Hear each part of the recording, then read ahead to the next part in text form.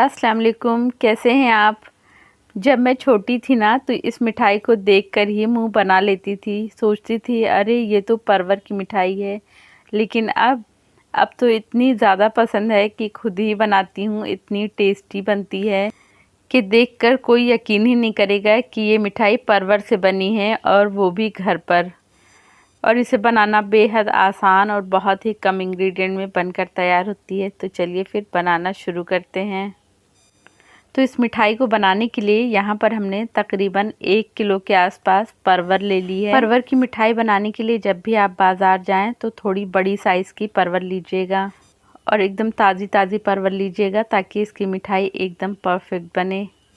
तो सबसे पहले हम परवर की दोनों साइड को हम कट कर लेंगे। इसके बाद हम इसे पिलर से इस तरह से छील लेंगे। ध्यान रहे अभी हमने परवर को धोया नहीं है। छिलने से पहले अगर हम परवर को धो लेंगे तो ये सॉफ्ट पड़ जाएंगी। इसी तरह हमने सारी परवर को छील लिया है। अब आ गया है सबसे हार्ड पार्ट, इसकी बीज को निकालना सबसे ज़्यादा मुश्किल टास्क है। परवर की सारी बीज को हमें बहुत ही केयरफुली निकालना है ताकि हमारी जो परवर है वो टूटे नहीं। इस तरह से चम्मच से निकाले तो बहुत आसानी से निकल जाएगी। तो इस तरह से हम सारी परवर की बीज को निकाल लेंगे। जो इसकी बीज है आप चाहें तो इसकी सब्ज़ी भी बना सकते हैं। इसी तरह हमने सारी परवर की बीज को अच्छी तरह से निकाल दिया है। अब हम परवर को अच्छी तरह से खुले पानी में धो लेंगे। अगर आपको परवर के अंदर कुछ पानी लग रहा है तो सारा अच्छी तरह से निकाल लें। और यहाँ पर हमने एक पैन में पहले ही पानी को बॉयल होने के लिए रख दिया था। पैन में इतना पानी रखेंगे कि सारी परवर अच्छी तरह से डूब जाए। परवर का कलर एकदम बाज़ार जैसा दिखे तो इसके लिए हम ऑरेंज फूड कलर ऐड कर देंगे, जो कि पूरी तरह से ऑप्शनल है। इस पॉइंट पर हमें बस 2 से 3 मिनट ही पकाना है, उससे ज़्यादा नहीं पकाना है। परवर को ओवर कुक नहीं करना है वरना सारी परवर टूट जाएगी। परवर को हमने फटाफट छान लिया है और पहले ही हमने एकदम ठंडा पानी बर्फ़ के साथ रखा है ताकि जो भी इसकी कुकिंग है वो यहीं पर रुक जाए। पानी बहुत ज़्यादा ठंडा है और जो बर्फ़ है वो डिस्टर्ब कर रही है, तो इसे हम निकाल दे रहे हैं। 10 मिनट हो गए हैं। इसके बाद जो इसमें एक्स्ट्रा पानी है उसे हम हल्के हाथों से निचोड़ देंगे। बहुत ज़्यादा तेज़ प्रेस नहीं करेंगे वरना जो परवर है वो टूट जाएगी। अब चलिए हम इसकी चाशनी बना लेते हैं। यहाँ पर हम 1 कप शुगर, आधा कप पानी डाल देंगे। इसकी चाशनी बनाने के लिए जितना हम शुगर रखेंगे उसका हम आधा पानी डाल देंगे। इसकी हमने बहुत ज़्यादा चाशनी बनाई है। शुगर अब पूरी तरह से मेल्ट हो गई। इसके बाद हम 3 से 4 मिनट हाई फ्लेम पर पका लेंगे। अब इसमें सारी परवर को ऐड कर देंगे। हल्के हाथों से हम परवर को चलाते रहेंगे ताकि परवर टूटे नहीं। और परवर को पकाते टाइम फ्लेम को हम तेज़ रखेंगे। चलिए हम इसकी चाशनी चेक कर लेते हैं। इसको थोड़ा सा ठंडा करके इस तरह से उंगलियों के बीच में रखें तो एक हल्का सा तार बन रहा है। इस तरह की हमें चाशनी बना लेना है और इसे पकाने में हमें तकरीबन 5 से 6 मिनट लग गए हैं। अब इसे चूल्हे से उतार के पूरी तरह से ठंडा कर लेंगे।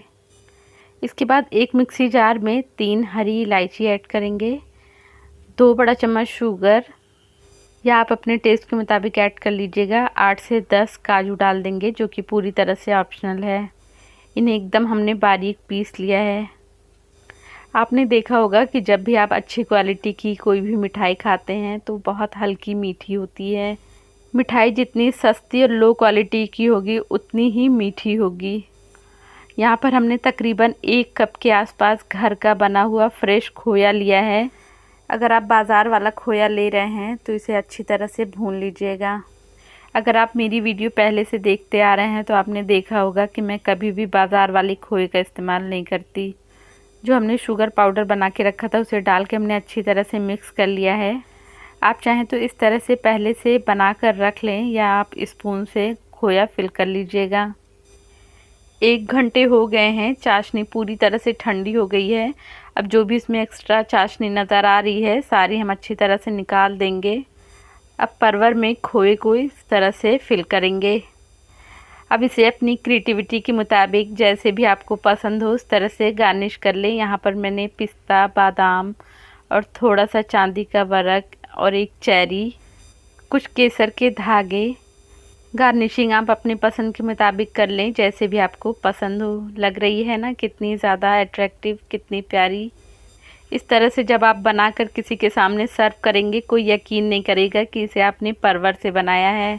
यहाँ मैं आपके साथ एक टिप शेयर कर रही हूँ। अगर आपकी कोई भी एक परवर टूट गई है तो इस तरह से बीच में खोया रख के आप इसकी अच्छी सी शेप दे सकते हैं। तो देखिए कितनी अच्छी शेप आ गई है इसकी। पूरी परवर में से एक परवर मेरी टूट गई, तो मैंने इसको बहुत ही आराम से हैंडल कर लिया है। इसी तरह हमने सारी परवर की मिठाई रेडी कर ली है। तो बस तैयार है हमारी बहुत ही टेस्टी परवर की मिठाई। आपने देखा इसे बनाना कितना ज़्यादा आसान है। बेसिकली ये मिठाई बस 2 से 3 इंग्रेडिएंट से ही बन जाती है। इस मिठाई को मैं पहले भी ट्राई कर चुकी हूँ, बहुत अच्छी बनती है और मेरे प्लान में थी कि इस रेसिपी को मैं आपके साथ ज़रूर शेयर करूँगी। इस तरह से इस मिठाई को बनाकर आप किसी को गिफ्ट भी कर सकते हैं। यकीन करें वो आपकी तारीफ़ किए बगैर रह नहीं पाएगा, क्योंकि बाज़ार से तो हर कोई लाकर दे सकता है, अपने हाथों से बनी चीज़ों की बात ही कुछ और होती है। तो अगर आपको हमारी वीडियो, हमारी मेहनत आपको पसंद आ रही है तो लाइक कमेंट कीजिएगा। चैनल पर पहली बार आएँ तो सब्सक्राइब करना ना भूलें। फेसबुक इंस्टाग्राम पर हैं तो फॉलो कर लें। वीडियो देखने का बेहद शुक्रिया। अपना ख्याल रखिएगा। फिर मुलाकात होगी किसी नई रेसिपी के साथ। तब तक के लिए अल्लाह हाफिज़।